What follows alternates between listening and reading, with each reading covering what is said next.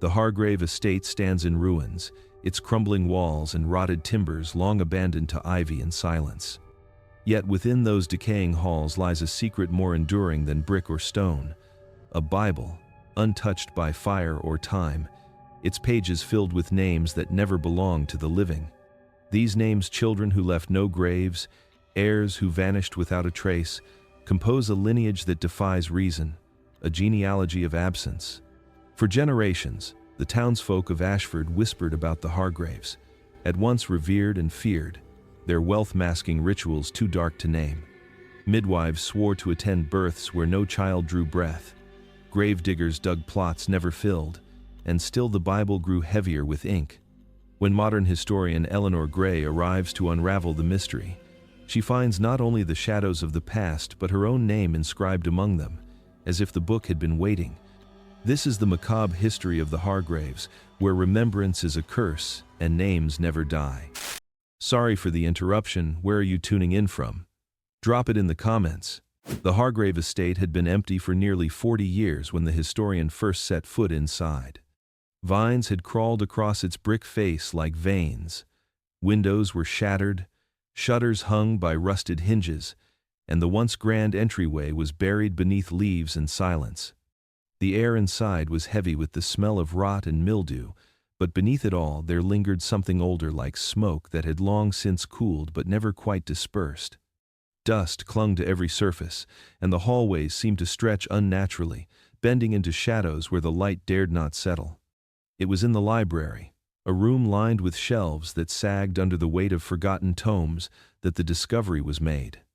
The Bible sat on a wooden lectern, draped in a film of dust so thick that its cover appeared gray rather than black.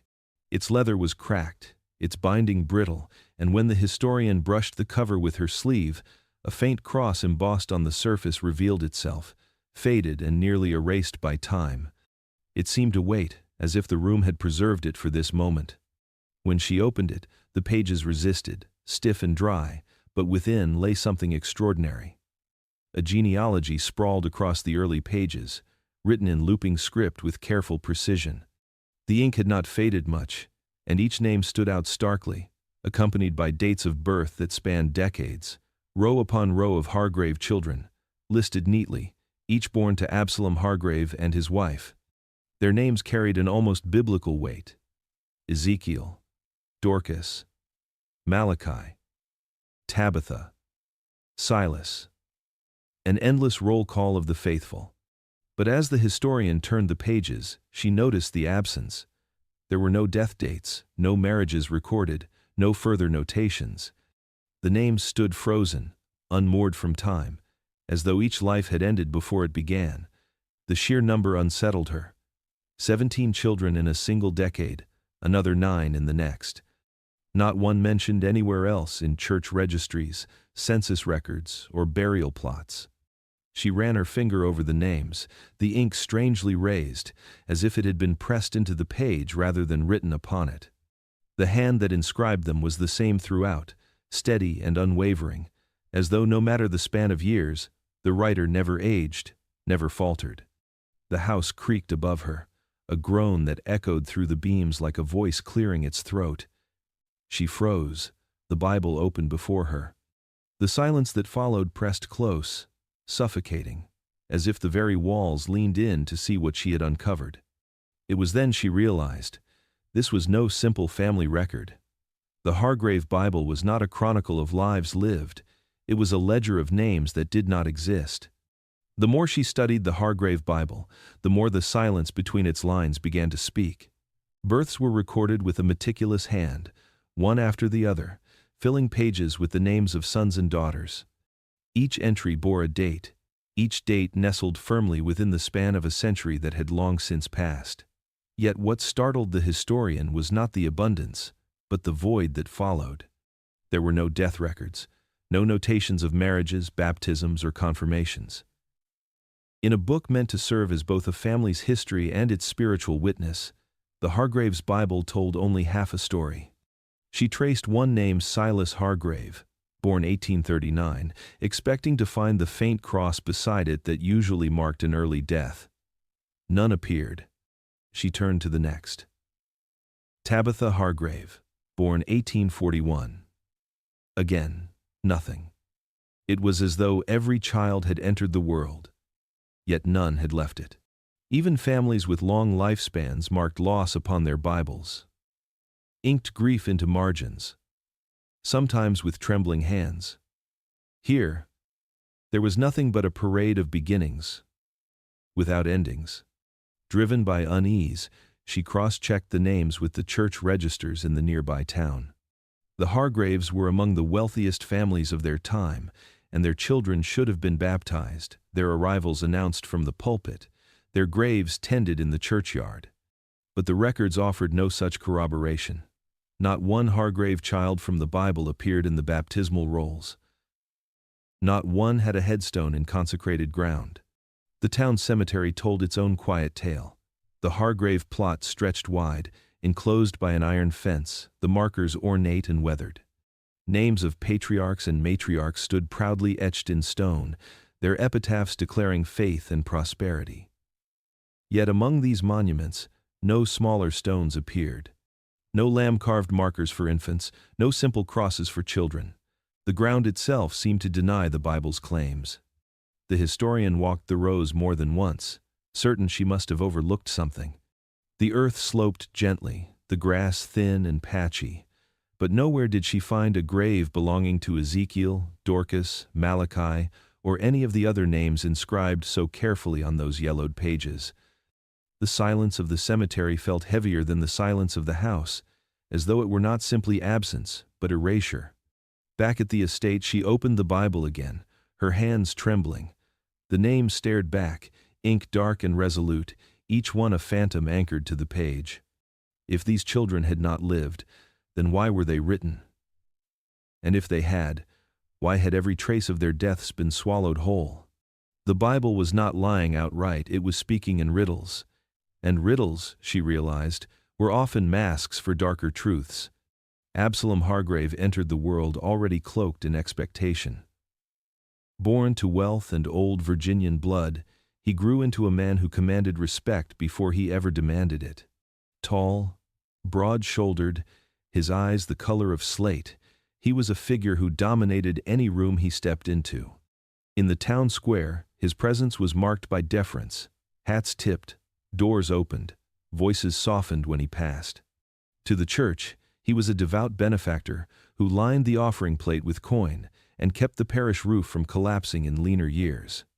To the courthouse, he was a man whose name opened doors and silenced disputes before they began. Absalom Hargrave appeared every inch the Christian gentleman, a pillar on which a community leaned. And yet, behind closed doors, the stories were different. Servants carried whispers like smoke, faint and impossible to catch, yet always present. They spoke of his late-night walks through the halls of Hargrave House, candlelight trailing behind him as he murmured to empty rooms. They said he lingered in the nursery long after his supposed children had been put to bed, though no one ever saw a child carried into or out of that chamber. Others told of nights when the windows of the mansion glowed far past midnight, though no laughter, no crying, no footsteps echoed within, only a silence broken by a low hum, like chanting muffled by stone walls. Absalom himself fueled the contradictions. In town, his voice rang out in hymns sung with conviction, his hand firm in handshakes, his generosity unmatched. But those who looked closely swore his eyes were elsewhere, as if he were measuring each soul against an unseen ledger. Some said his kindness felt rehearsed, an act performed for an audience of flesh and spirit alike. The Reverend once confided, in a letter that never left his desk, that Absalom Hargrave's faith was not for God, but for something older. He kept his family close, yet the family itself was a mystery. Few had seen his wife outside of Sunday service, and fewer still could claim to have seen the children that were said to fill their halls. Carriages arrived with groceries, crates of toys, bolts of cloth, yet the estate gates remained closed, the laughter of youth absent from its grounds. Absalom, however, always spoke of them as though they were real, his voice swelling with pride as he recounted their virtues, his hand gesturing toward a house no one else could see. It was this duality that unsettled the town. A man both venerated and feared, whose public virtue only sharpened the edge of private rumor. Absalom Hargrave had built his life upon appearances, but the shadows around him whispered of truths that no amount of coin or prayer could ever cleanse. The Hargrave mansion did not simply stand upon the land, it seemed to grow from it, as though the soil itself had birthed its brick and timber. Locals swore that when you approached along the winding drive, the house appeared larger the closer you came, its windows multiplying, its roofline shifting, until by the time you stood at the front steps, you could not recall what shape it had taken from afar. It was a structure that defied memory, insisting that you see it anew each time. Inside, the air pressed close, thick with a dampness that no fire could banish. The walls groaned in ways too deliberate to be the settling of wood. Doors swelled in their frames and refused to open unless pushed with unnatural force, then slammed shut without a hand upon them. Hallways stretched longer than the blueprints suggested, as if the house itself elongated in the dark, unspooling its corridors to confuse those who walked within. Visitors often remarked that they felt watched, though no servant nor master appeared to meet their gaze. The house seemed to observe its inhabitants, studying them like specimens in a glass case. Certain rooms were sealed entirely, their locks ancient, keys long lost. One door on the second floor bore deep scratches around the knob, as though countless hands had tried to force entry or perhaps claw their way out. Another, hidden behind a faded tapestry, was smaller than the rest, barely tall enough for a child to crawl through, yet the stench of mold and stagnant air seeped from its cracks. Few dared linger there. Servants who worked within spoke of strange rhythms in the night. The floorboards upstairs would creak in a steady pattern, like footsteps pacing back and forth, though every room was found empty when checked. The shutters rattled not with wind, but as if fingers drummed against them from the outside. In the dead of winter, when the hearths burned hot, guests claimed they saw their breath bloom white in certain corridors, the cold so sharp it stung their lungs. One maid swore she heard children laughing in the east wing, though the Hargrave heirs were never seen playing outdoors, nor were their cries ever heard in daylight. Even in silence, the house exhaled. Its walls seemed to pulse faintly, the way lungs expand and contract, as if it drew in the lives of those within and released them changed. To stand too long in its halls was to feel yourself diminished, as though the house fed upon attention, upon fear, upon memory. It was not merely a dwelling of brick and timber. The Hargrave mansion was alive, and it watched. Her name was Sarah Bell, and in her youth she had been the most trusted midwife in the county. She was summoned to grand houses and humble cottages alike, her hands steady and her knowledge of women's suffering spoken of with reverence. Yet when she was an old woman, her hair silver and her back bent with years, her voice trembled whenever the Hargraves were mentioned. She never spoke of them openly, not in church, not in company, but once, only once, her testimony slipped into the world like a secret too heavy to bear alone. Sarah had been called to the Hargrave estate more than once, always under the cover of night. A carriage with black curtains would arrive at her door, the driver silent, the horse's hooves muffled as though wrapped in cloth. She would climb in, and without a word they would ascend the winding road to the mansion. Inside, the air was always still, servants watching her with lowered eyes, their faces pale, as though they knew something she did not. Absalom Hargrave himself would greet her, his manner polite but commanding, leading her to the upper chambers where his wife lay pale and sweating on the bed. The births were real, she had no doubt of that. She heard the cries of labor, felt the pangs of the mother's anguish, delivered with her own hands what should have been a child. And yet, Sarah swore that every time she caught the infant, she found nothing living in her arms. Once, it was a husk of flesh, limp and still, its skin waxy and cold as if death had preceded birth. Another time, she lifted what looked to her eyes like a shadow-given form, a mass that seemed to vanish before it could even be swaddled. And always, Absalom would take the bundle from her without expression, carrying it away to a locked chamber she never entered. What unsettled her most was that the Hargrave Bible always gained another name afterward. She saw Absalom himself inscribe it with deliberate strokes, as though recording the life of a child who had never drawn breath. When she questioned him once, her courage failing even as she spoke, he smiled without warmth and said, "All children live in the eyes of God. Ours simply live differently." Sarah was paid generously, enough to keep her quiet in the lean years that followed. But in her final days, when fever loosened her tongue, she confessed to her niece that she had delivered more than a dozen Hargrave children and had never once heard a living cry among them. She wept as she spoke, wringing her hands, begging forgiveness from no one in particular. "I never saw them alive," she whispered, "but I know they kept them. I know they kept them somewhere in that house." The cemetery that held the Hargrave plot stretched across a low hill, its iron gates perpetually streaked with rust and moss. It was here, among leaning headstones and weeping willows, that the family had buried its patriarchs and matriarchs for generations. Their monuments were tall, their epitaphs gilded once, though weather had stripped them to bare stone. Yet among the ornate markers, the historian noticed an absence so pronounced it became louder than any presence. There were no graves for children. Not a single small cross, not a lamb carved in marble, not even the simplest unmarked stone to signify the brevity of a life. For a family whose Bible brimmed with names of sons and daughters, the earth offered no confirmation of their existence. The town's records, however, told a stranger tale. Buried in the caretaker's logbooks were notations written in hurried hands, entries that marked "Infant Hargrave" or "Child No Name Given."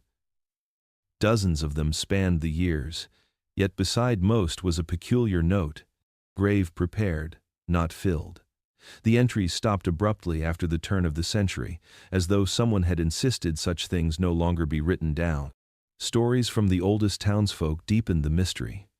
One groundskeeper, long dead by the time his recollections reached print, claimed that he and others had been summoned on moonless nights to dig graves in the Hargrave section. They dug in silence, paid in coin heavier than their usual wages, instructed not to speak of it again. Yet come morning, when he returned to finish filling the earth, he found the graves untouched, the coffins absent, the ground as though no work had ever been done. He swore the soil seemed to breathe, rising and falling as if something beneath shifted restlessly, waiting for the shovels to return. Another tale told of a minister who arrived one winter night to preside over a Hargrave burial. He expected mourners, perhaps a grieving mother or father, but found only Absalom, stern and silent, standing by an open grave. When the minister asked where the child was, Absalom's reply was curt: "Already, in God's keeping." He pressed coin into the minister's hand and dismissed him, the grave still empty. The coffin never delivered. The historian, standing there now, felt the weight of those absences pressing in on her. The names in the Bible had been given their rightful places in ink, but not in stone. The ground where children should have rested was bare, unmarked, silent. If graves had once been prepared, they were never honored, never filled. The Hargraves had carved their legacy not in earth, but in shadows, leaving the soil as empty as the names that haunted its records. The confession came not in a courtroom nor in the presence of a priest, but in the dim parlor of a farmhouse on the outskirts of town. Margaret Hargrave, the last surviving widow of Absalom's sons, lay propped on a thin mattress, her body ravaged by illness.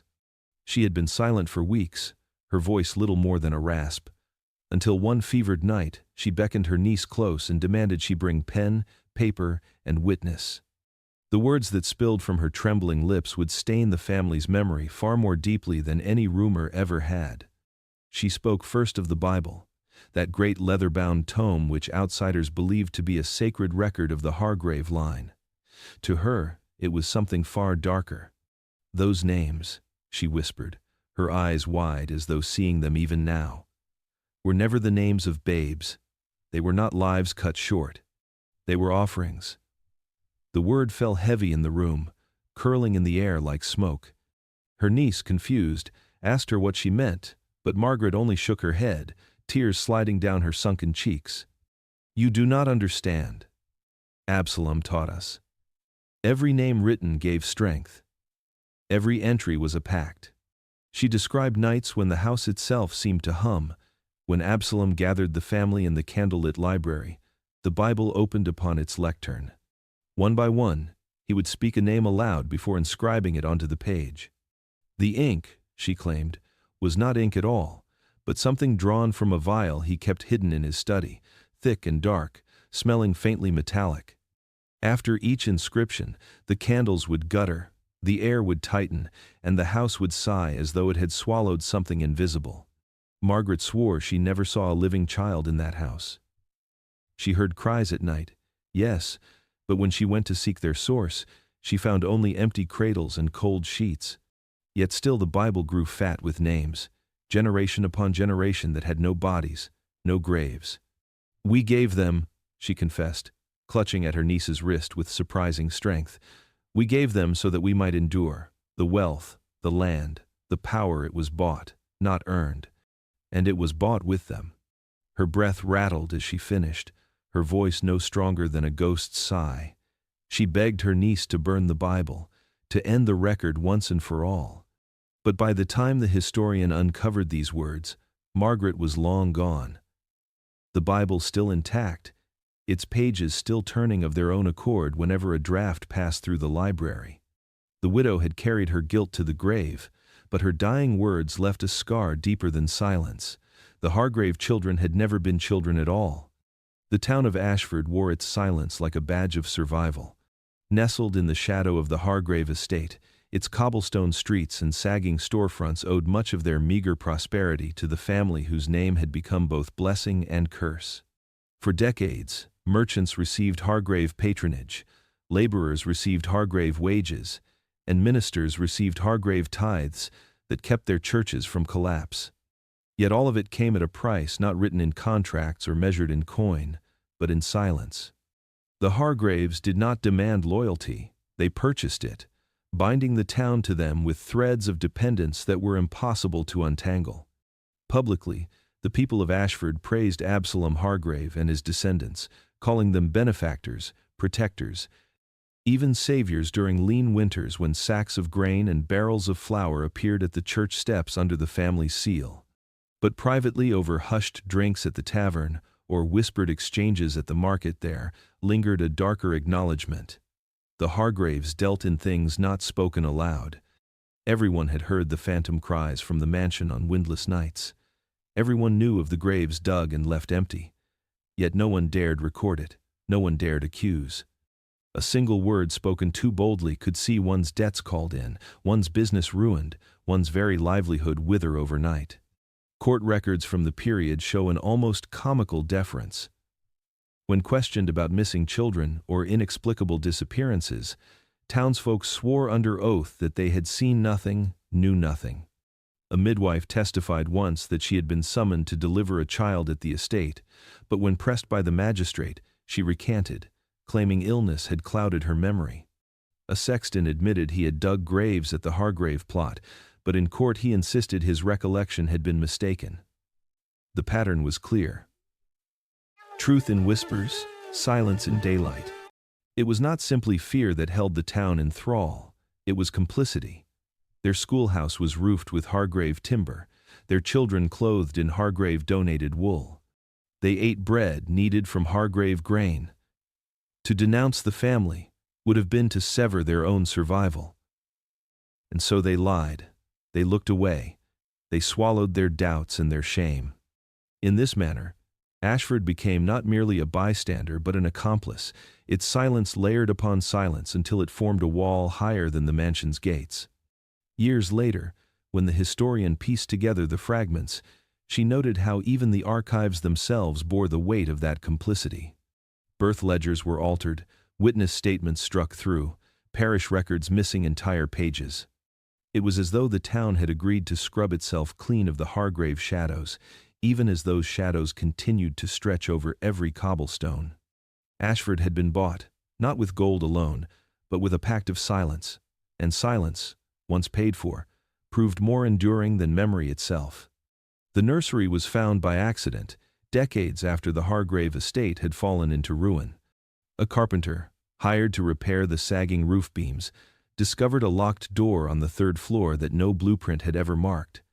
The door itself was narrow, child-sized in its proportions, its brass knob dulled with tarnish. When he forced it open, the hinges shrieked like a thing protesting its first breath in 100 years. What lay beyond was a room preserved in dreadful stillness, as though time itself had hesitated to step inside. The wallpaper had once been a cheerful blue, patterned with faded stars and moons, but now it peeled in long strips, curling at the edges like old parchment. A crib, carved from dark walnut, stood near the window, its sheets yellowed, stiff with age, yet neatly tucked. Beside it sat a rocking chair, angled as though waiting for a mother to return and soothe the child to sleep. Dust lay heavy across every surface, but nothing had been disturbed. Not the blocks arranged into careful towers, not the doll whose porcelain face stared blindly from its chair, nor the wooden horse eternally paused mid-gallop.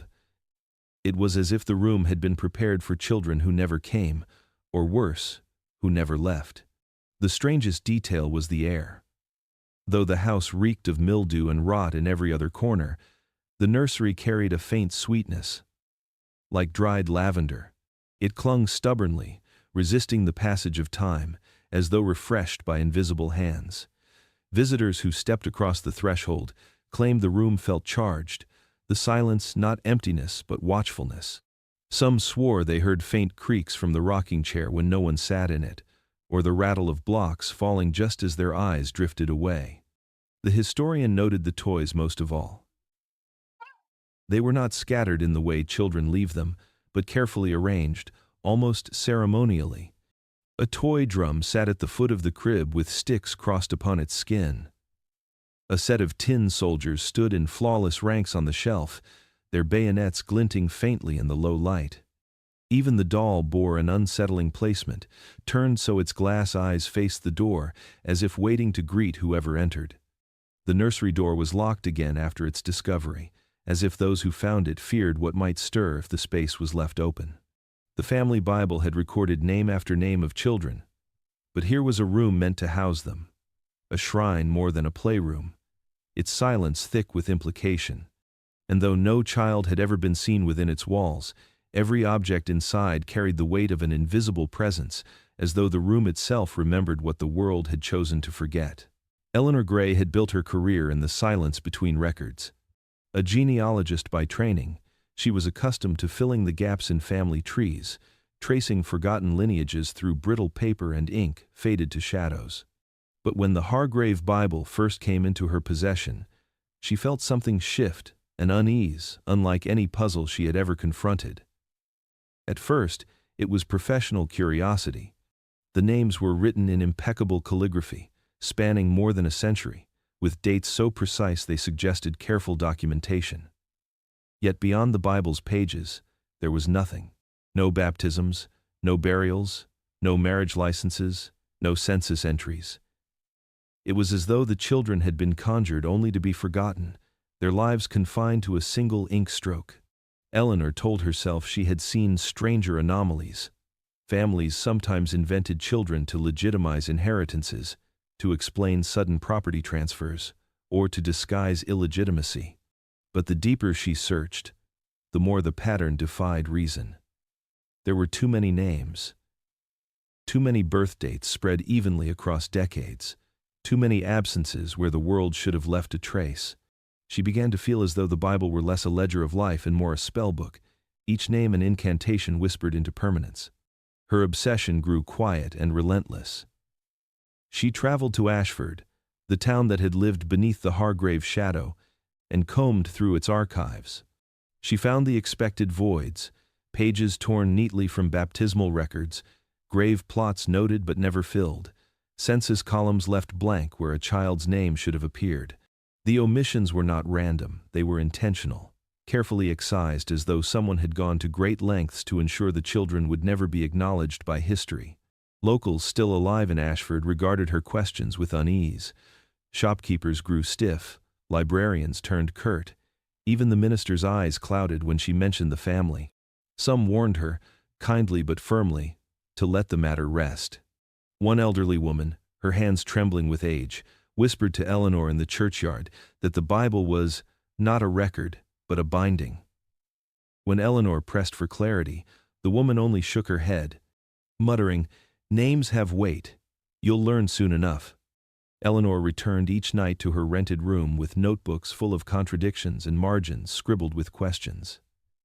The silence of the Hargrave children gnawed at her, each unanswered record a hollow echo. She had spent her career reconstructing families out of fragments, but here she felt the opposite taking place. The Hargraves had built fragments out of nothing and passed them off as lives. The puzzle had become personal. Eleanor Gray no longer sought only to document the truth, she longed to expose it, even if it meant unraveling herself along the way. The Hargrave portraits were meant to be monuments, testaments to lineage and permanence. They hung in the long gallery of the mansion, frames gilded, canvases grand, each face rendered with the solemn dignity expected of a family so determined to etch itself into history. Yet when Eleanor Gray first walked that hall, lantern in hand, the air felt wrong, heavy with a stillness that clung to her skin. It was not the grandeur of wealth she felt, but the residue of something unsettled, as though the paintings themselves resisted being looked at. At first glance, the patriarchs and matriarchs were as expected stern men in waistcoats, women draped in lace, eyes darkened with the gravity of their era. But then Eleanor noticed the children.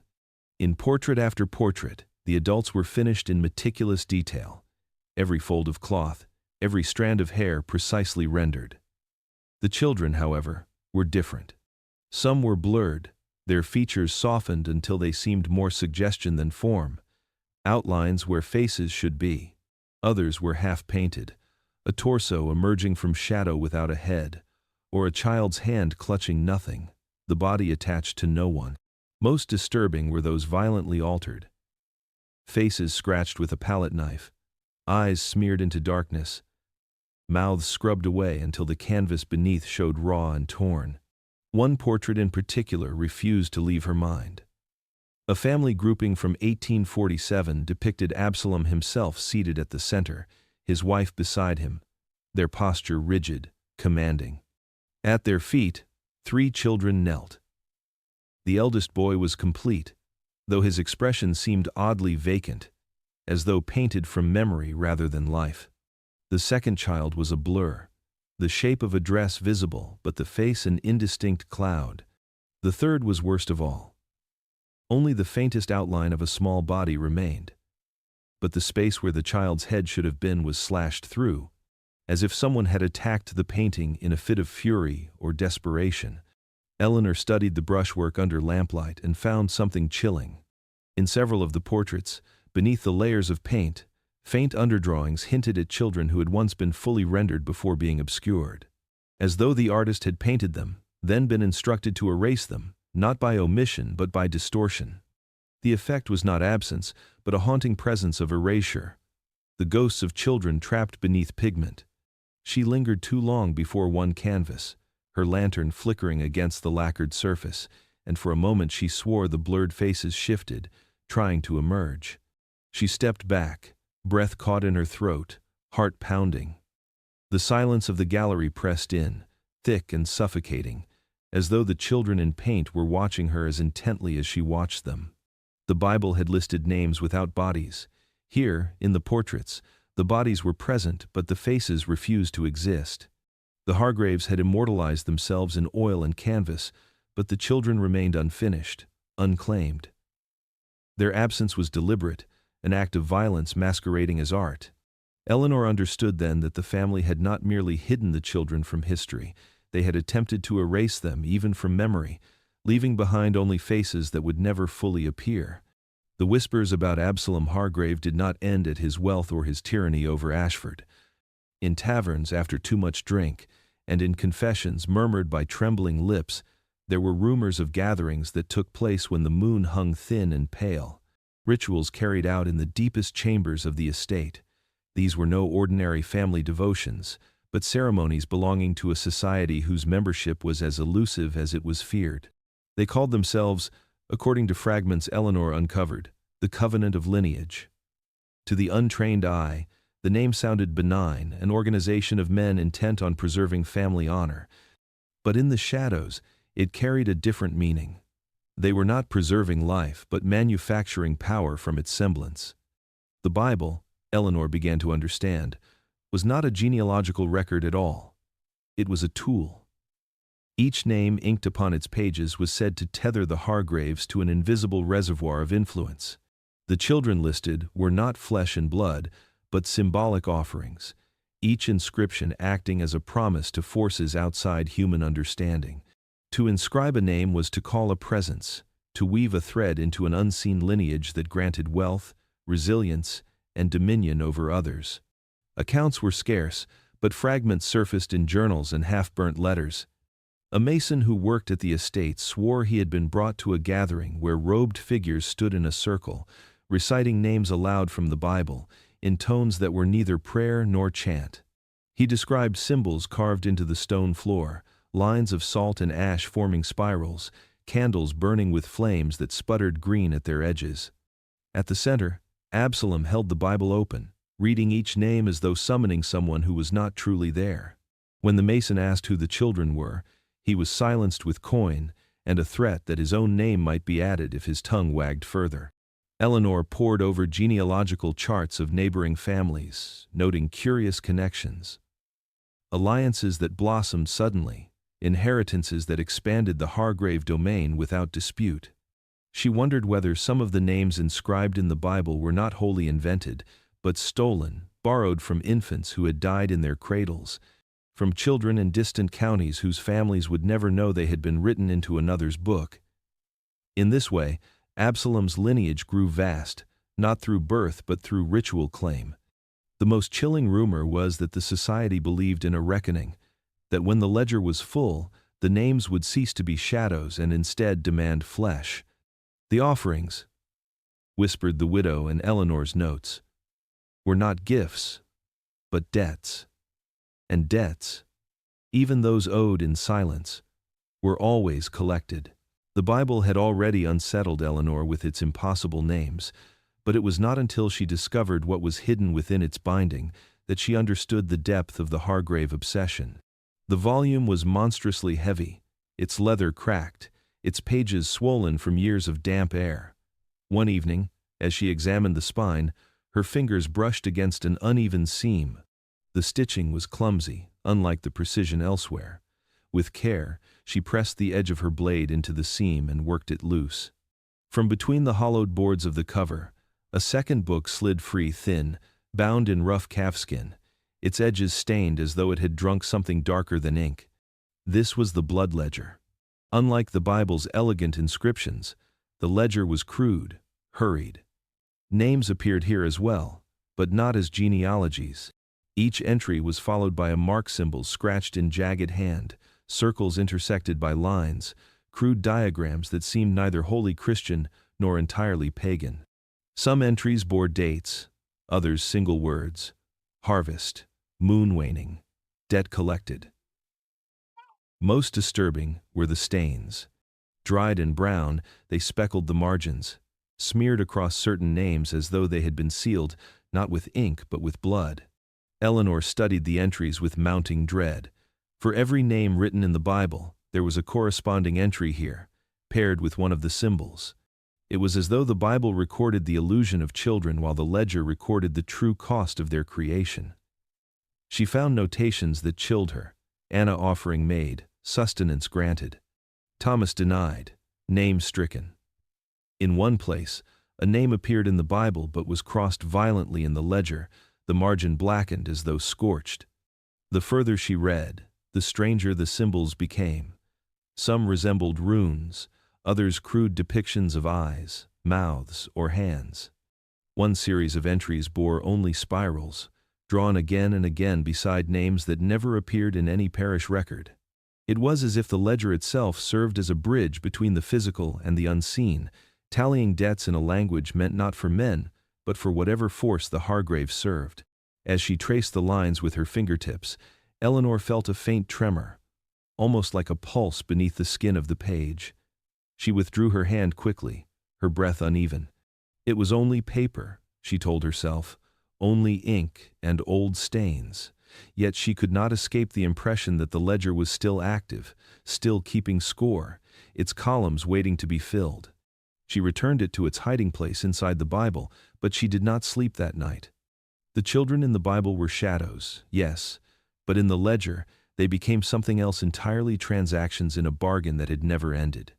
And somewhere deep inside her, Eleanor feared that as long as she read, as long as she understood, her own name might yet find its way onto those pages. The governess's diary came to Eleanor in a box of discarded papers, its leather cover cracked and water-stained, its pages stiff with age. At first glance it seemed unremarkable, another fragment of domestic life from a household long vanished. Yet, as she read, Eleanor felt a chill settle deep into her bones. The governess, one Miss Lydia Whitcomb, had been employed in the Hargrave home for nearly a decade in the mid-1800s. Her journals detailed her duties with precision, the lessons she prepared, the daily routines of the household, the peculiar rules she was required to follow. What unsettled Eleanor was not what was written, but what was missing. There was never a clear account of any child she instructed. The entries described mornings where she rose before dawn to prepare her schoolroom, arranging slates and chalk, laying out primers upon desks. She wrote of reciting Latin verbs, teaching sums, drilling her pupils in scripture. Yet nowhere did she give names, nor physical descriptions of the children. Instead, she referred to them only as my charges, or more often, the little ones. In one passage she wrote, "The children were restless today, whispering among themselves in a tongue I could not catch. When I turned, they sat straight-backed, their eyes lowered as if they had never spoken at all." Eleanor frowned over such entries, for in the town archives there were no birth records of Hargrave children during the years Miss Whitcomb served. The Bible, of course, listed names aplenty for those same years, but none corresponded with baptisms or burials. And yet here was the governess, faithfully recording daily lessons, punishments, and prayers for pupils no one else had ever seen. Some entries took on a darker tone. She described how the children never appeared at meals with the family, never played outdoors, never attended church. Their lessons were confined to the nursery or the upstairs schoolroom, curtains drawn, lamps burning even at midday. On one occasion she mentioned hearing laughter echoing in the hall after she had dismissed class, but when she followed the sound, the corridor was empty. Another time, she confessed that she woke at night to the sensation of small hands tugging at her blankets, though when she lit her lamp the room was bare. The most disturbing entry was short, written in an uneven hand.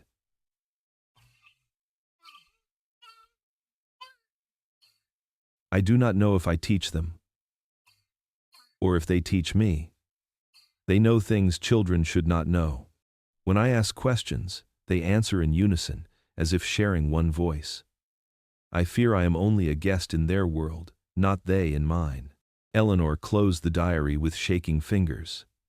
The governess had been real, her employment records survived, her handwriting was unmistakable. Yet the pupils she so diligently instructed seemed to exist only in her pages, in the same way the names existed only in the Bible. Phantom children, schooled in silence, learning lessons that daylight was never permitted to witness.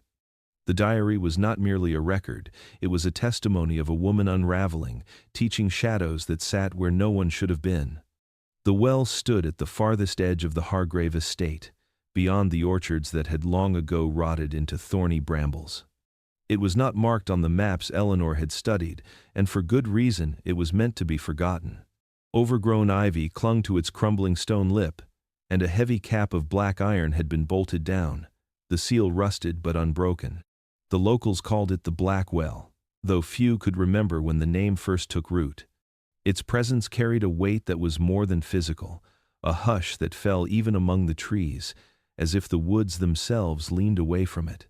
The legend went back generations. Townsfolk whispered that after violent storms, when rain swelled the creeks and rivers ran thick with silt, the water drawn from the Hargrave well would not be clear but red, as though the earth beneath had bled into it. Children dared one another to sneak onto the estate and place their ears against the iron cover. Some swore they heard a low murmuring, a sound too rhythmic to be wind, too deep to be stone settling. Others claimed the iron vibrated faintly under their palms, like the beating of a heart too large to belong to anything human. Eleanor heard these stories reluctantly, pried from the lips of the town's oldest residents. A miller's widow told her that once, when she was a girl, a farmhand had pried the cover open during a drought. He had hoped to fetch water, but when he lowered the bucket, it came back empty except for a smear of something dark and viscous.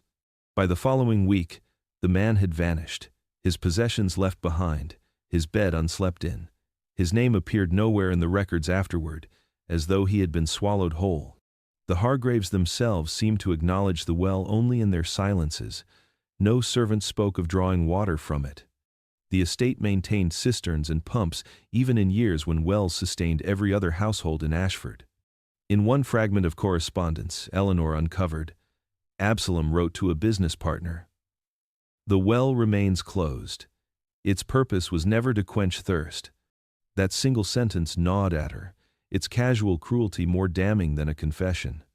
On her second visit to the grounds, Eleanor found herself drawn to the well. She brushed away the vines and traced the corroded bolts with her fingertips.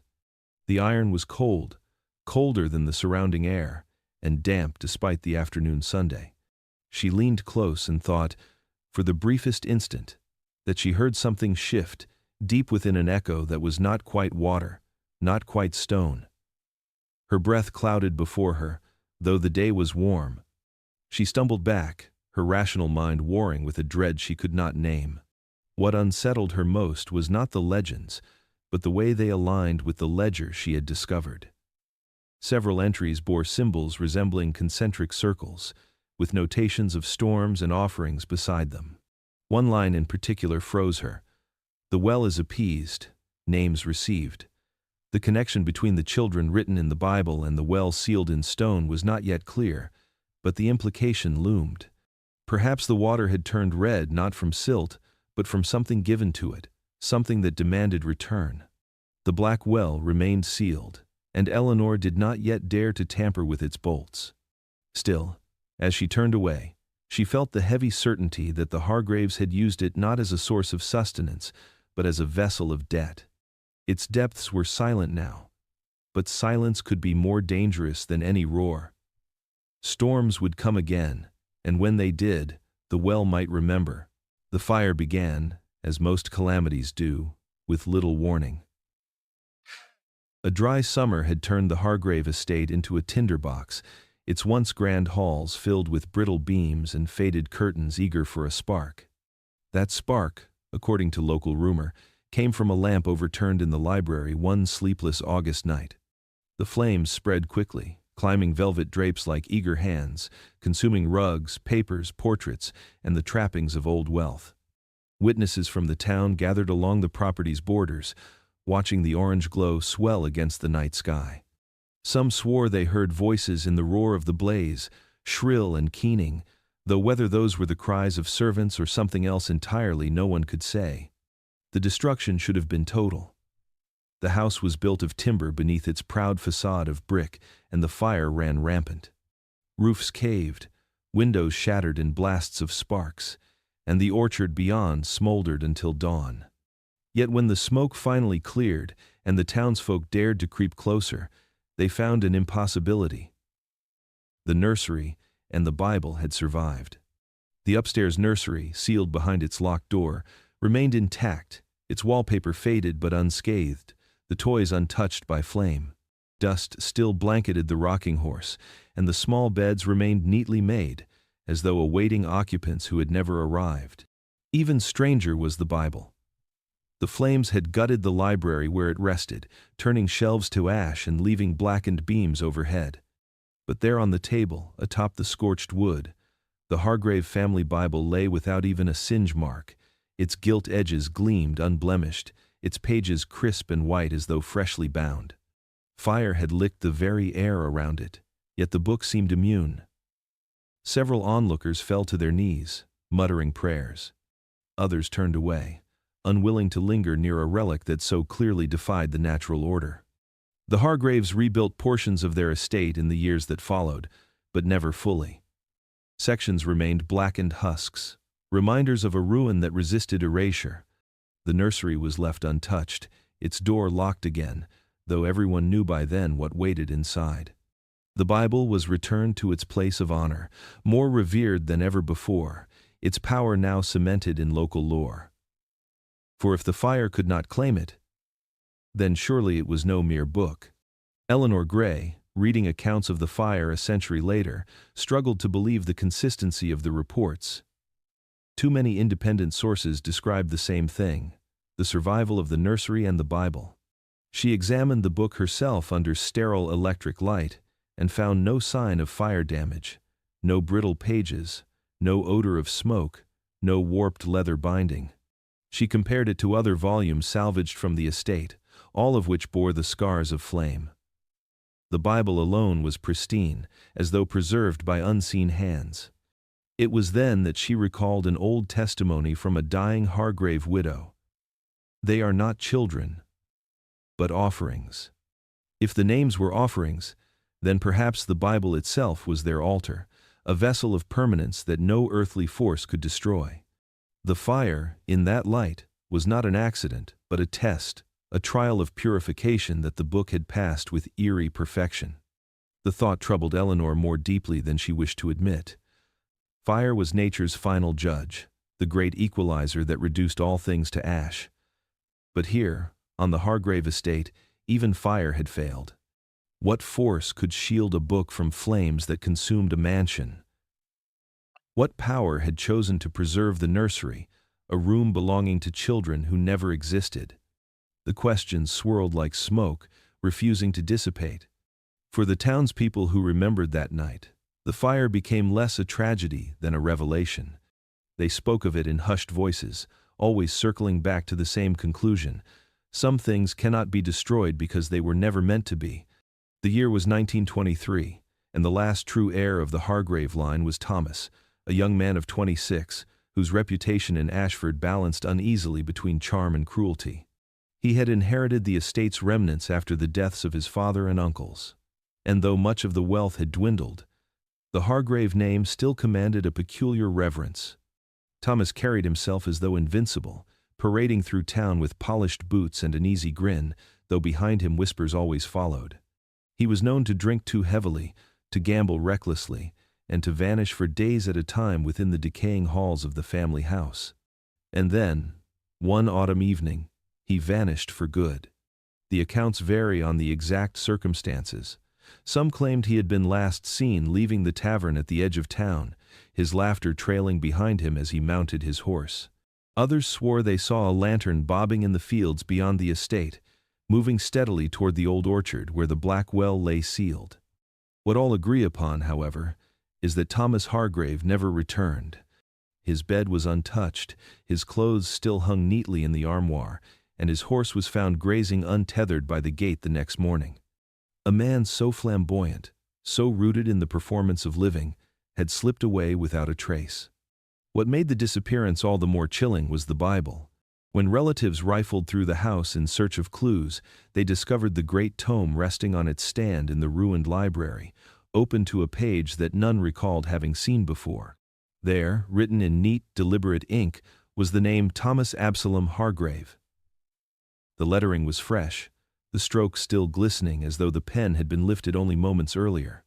No one in the house confessed to having written it, and yet it was undeniably present, an addition to the long list of children, stillborn or imagined, who had filled the margins of its pages. The timing could not be ignored. The ink, the disappearance, the quiet certainty that the book had claimed him. Townsfolk who had once looked upon Thomas with a mix of admiration and envy now spoke his name in hushed tones, as though he had crossed into the same shadowy domain as those children who had never lived. He had not died in any ordinary way, they whispered, nor even left of his own accord.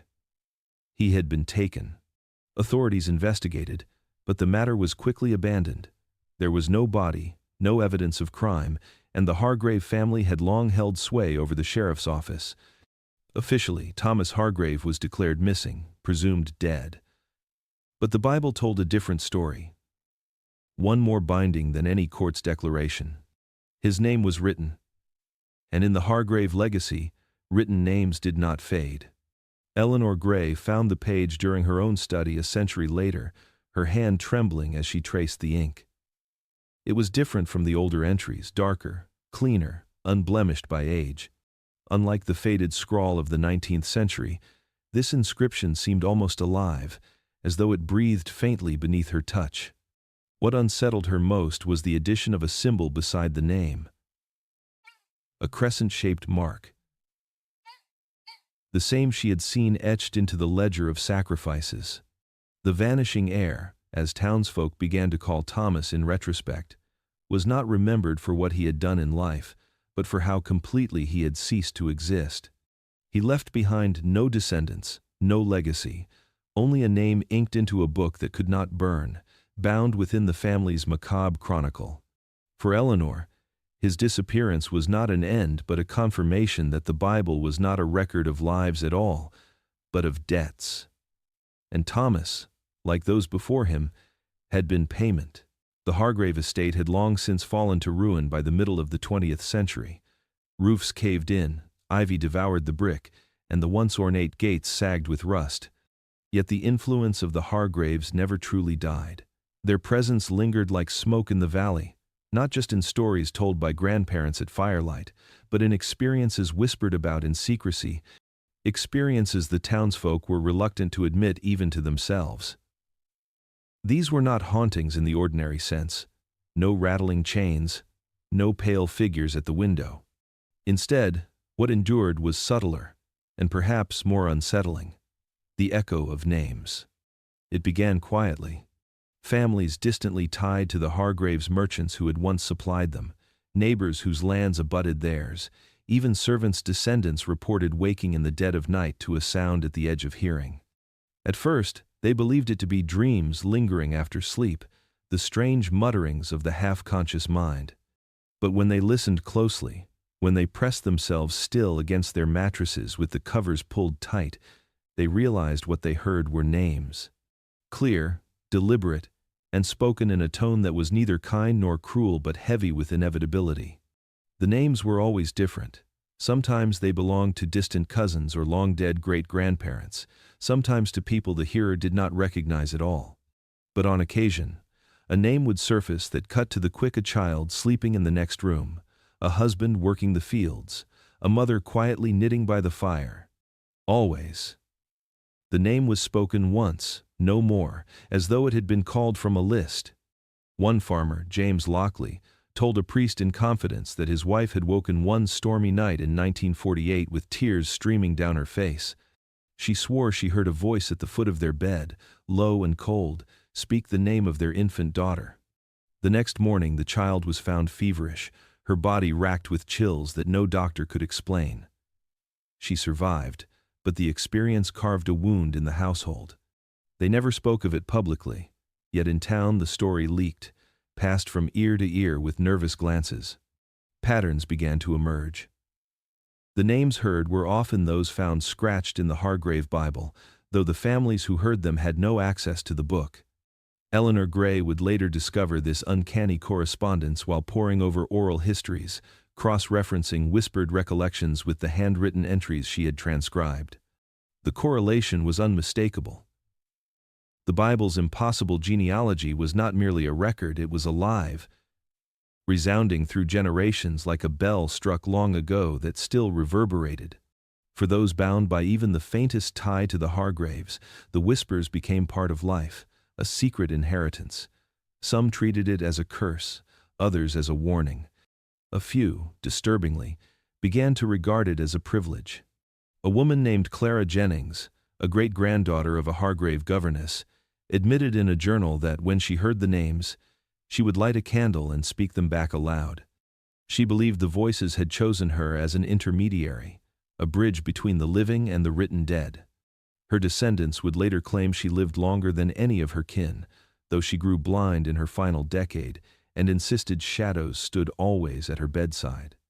By the time Eleanor reached this thread in her research, the echoes had woven themselves into the very identity of the town.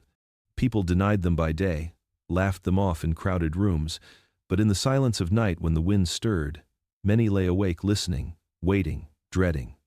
It was not only the Hargraves who were haunted anymore, it was everyone who had ever touched their orbit. For what are names, Eleanor wondered, if not anchors?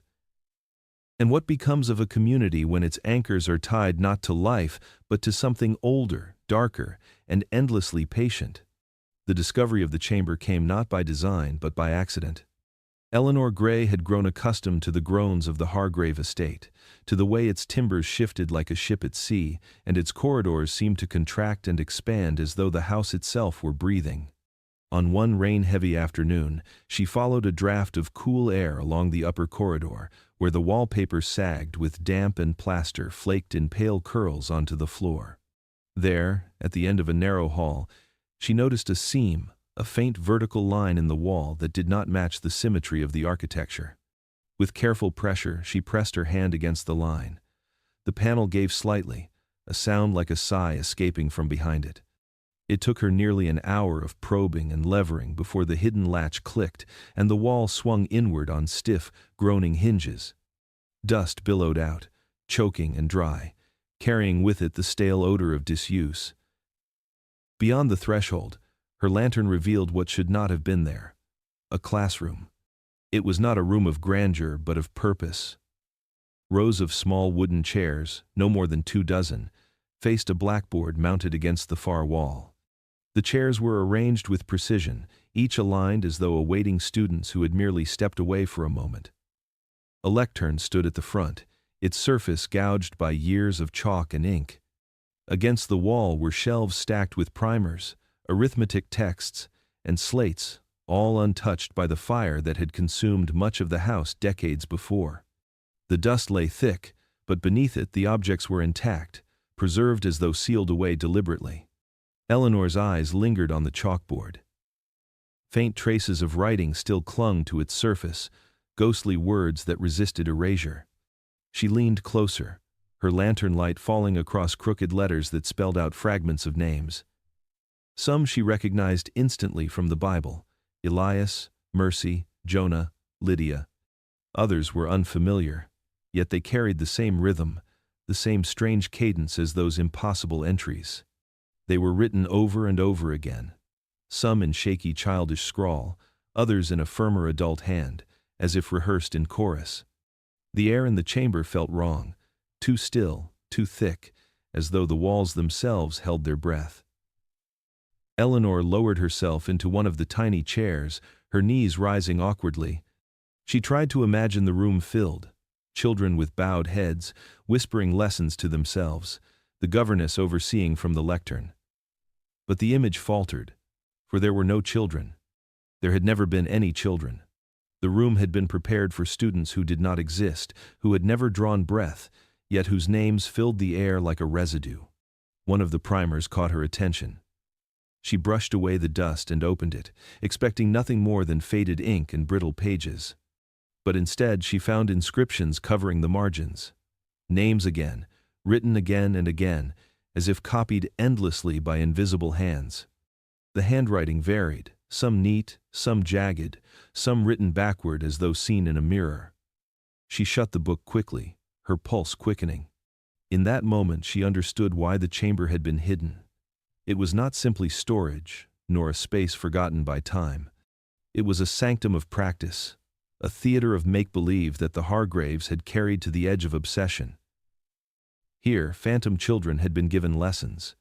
Here, teachers had spoken into emptiness, pretending to shape minds that were never present. The silence of the room was not emptiness, it was anticipation. The chairs remained waiting, as if certain their occupants would one day return. Eleanor backed out slowly, leaving the chairs undisturbed. As the false wall swung closed behind her, she felt an almost imperceptible shift in the air, like the exhale of something that had been watching, waiting, patient. She carried the knowledge with her that the Hargraves had not only inscribed names but had built entire spaces for their inventions, spaces that remained ready, even after generations had passed. And what is built with such purpose, she thought, is never built in vain. The storm that night was the kind that seemed designed to test old houses. Rain lashed against the Hargrave estate with relentless fury. The wind howled down chimneys, and the trees outside bent like penitents beneath the weight of invisible hands. Eleanor Gray had been working for hours, surrounded by her notes, transcripts, and the objects she had unearthed. Yet all of it all, the scattered letters, ledgers, and whispered accounts meant nothing compared to the Bible.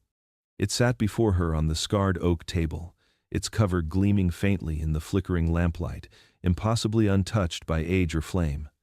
She had read and reread the names, tracing each one with a fingertip, following the strange rhythm of their order. Generations of impossibilities lay inked in its pages, children who had never lived, heirs who had vanished, sacrifices masked as genealogy. She could feel the gravity of it pulling her inward, as though the book were not a record but a doorway. And she knew, with a dread as heavy as stone, that the book was not yet finished. Her hand trembled as she closed it. She rose and carried the Bible back to the stand where she had first found it, in the ruins of the library, the scent of soot still clinging faintly to the air. The stand itself had been rebuilt, but the space bore scars from the fire of 1897. Blackened beams above, ash fused into the cracks of the floor. She placed the book down carefully, as though returning an idol to its altar. And then she saw it. The Bible had fallen open not to the last page she had studied, but to a new one. The parchment was pristine, its edges unmarked, as though waiting. Fresh ink gleamed under the lamplight, impossibly dark, impossibly wet. The name written there was hers. Eleanor Gray. Her breath caught, and for a moment the storm outside seemed to recede, the air inside the ruined library thickening until silence pressed against her ears. The letters were perfect, drawn in the same deliberate hand she had seen across centuries of entries. She reached out instinctively, though she stopped short of touching the name. The ink shimmered faintly, not with wetness but with life, as though the page itself pulsed. Panic rose in her chest. She stumbled back, her lantern nearly toppling. How could the book know her? She had not written it. No one living could have. And yet the ink was there, binding her to the same ledger that had claimed Thomas Hargrave and countless others. She thought of the whispers in the night, of the empty classroom waiting, of the well that murmured after storms. Every discovery had pointed to this, that the Hargraves' legacy was not confined to bloodline or time. It reached outward, inscribing those who dared to look too closely. Her mind raced.